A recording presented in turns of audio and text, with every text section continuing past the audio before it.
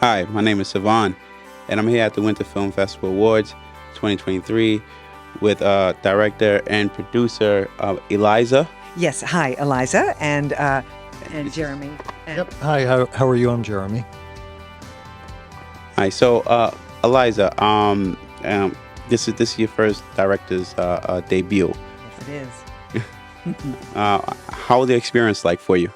It was a challenging and wonderful experience. This is our film was considered the Sparrow, and I had a great time, but it was a steep learning curve.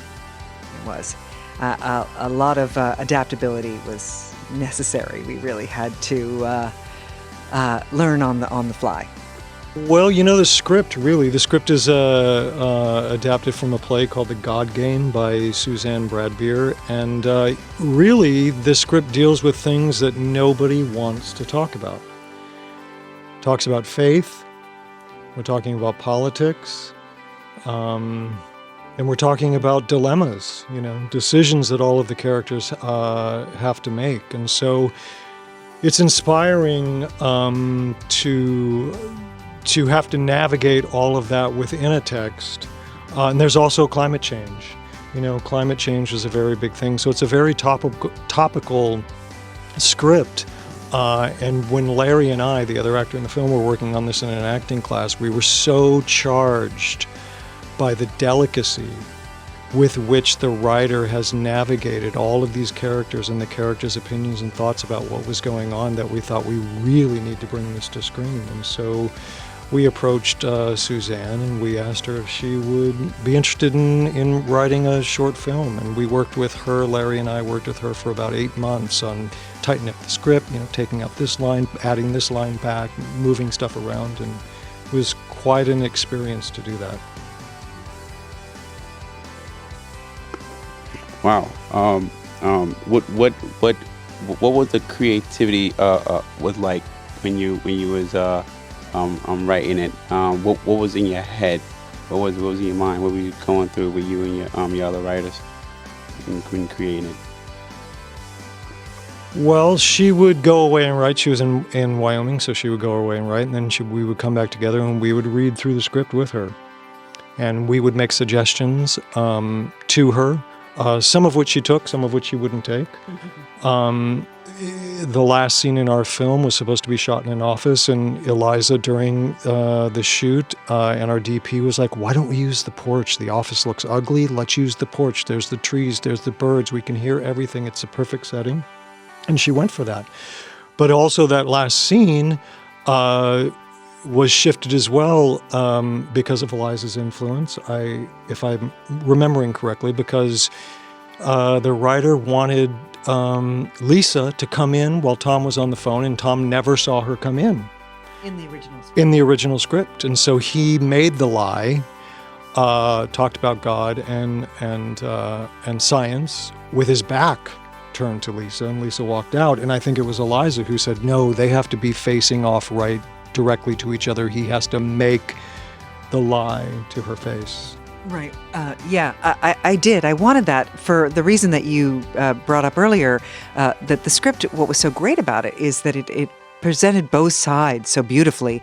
And I thought that he would look like too much of a villain if he was not saying it directly to her and making that decision, and the audience seeing him make that decision. I thought that was really important in front of her. So I think that worked really well, and I was really happy about it.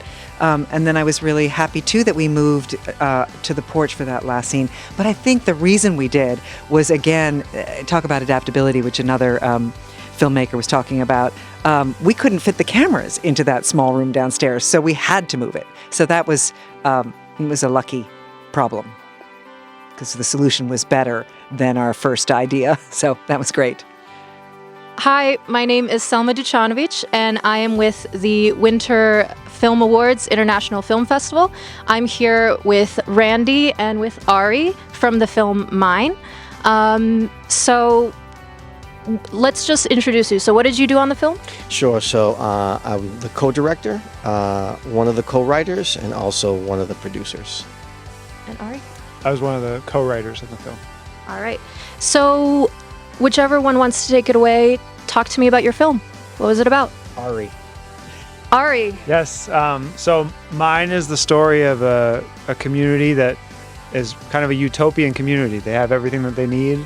Resources are plenty. They have a supernatural water that powers their way of life, everything from their food to their medicine to their health.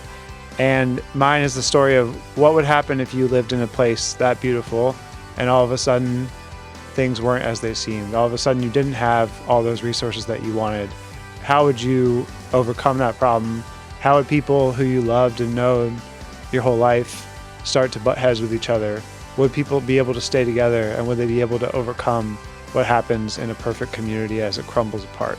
So what we showed today was the first episode of mine, which is a web series, and we have a lot more to show. All right. And what kind of, I guess I'll flip-flop, what inspired you guys to tell this story? Obviously, you're talking about it's very serious things, really deep questions. But what made you guys say, hey, I'm going to do this project. I'm going to make it happen? Randy? Yeah, there were, we started the whole writing process using a lot of kind of prevailing conventional narratives that are in existence in the world. Like, for example, the whole notion that there are limited resources and that we're ultimately going to run out of resources, so we need to govern and treat people as if those resources are limited. We decided to investigate how that operates in different ways, around the world, and explore alternate narratives to that kind of prevailing narrative. And so the whole idea that, for example, you can't have too much immigration, in the United States because resources are going to run out, when that's actually not true. When the pandemic hit, we found the money to make sure that we can take care of people. We were at kind of like at our lowest time. I think it was child poverty was cut in half, and a whole bunch of businesses were saved. And even though a lot of people, suffered as a result of COVID, a lot of people also eventually were able to, to survive.